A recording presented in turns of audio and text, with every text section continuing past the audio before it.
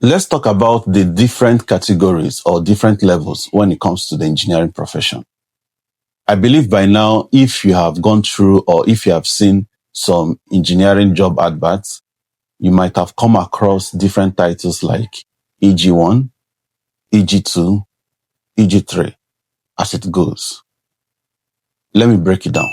Yes, in Canada, there is levels to the engineering profession. And as your level increases, so your responsibility also increases and so your pay increases likewise. So in Manitoba and many provinces in Canada, be it the government and the public sector, engineers are grouped under what is called the engineer series. So we have from EG1 to EG5. So let's talk about the first level, which is EG1. So this is where you find yourself when you are kind of into training, like when you have the engineer in training title.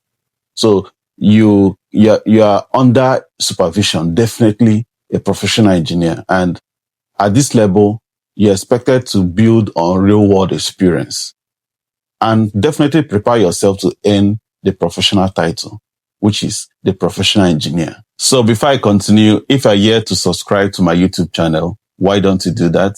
My link is on my profile and I'm looking forward to building a community because I have tons of topic when it comes to the engineering profession and immigration in particular.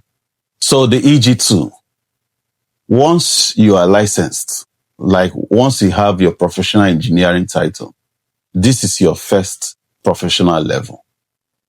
You are accountable for your own work, managing small projects, mentoring juniors like EITs, and taking on legal responsibilities for your designs. So this comes with a level of responsibility.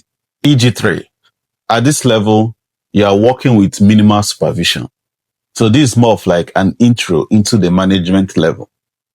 So you lead small teams and you make technical decisions that impact safety, budgets, and timelines. So for EG4, this is a higher level of the management cadre. So you have now become either a technical authority or a supervisor of other engineers.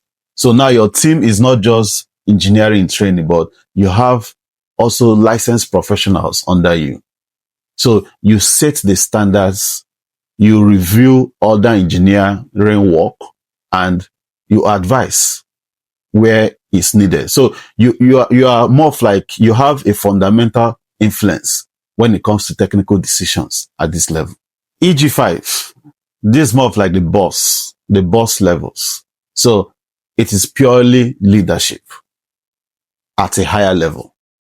You are managing major programs, budgets, and definitely professionals are under your team. So you make critical, technical, and administrative decisions that affect the entire organization. So this is where you find directors, executive directors at that level. So at this point, when you see EG1, EG2, EG3, EG4, EG5, you agree with me, it is not just title. It is a clear roadmap of growth, responsibility, and leadership. Can you guess my current level? If you know my current level, why don't you drop it on the comment section? So, in summary, if you are engineering training or a new immigrant with an engineering background and you want to practice engineering in Canada, study these levels. These are your roadmap to growth, from training to leadership. Every level builds not just your career, but your credibility. Have that in mind. We shall all get there. Cheers.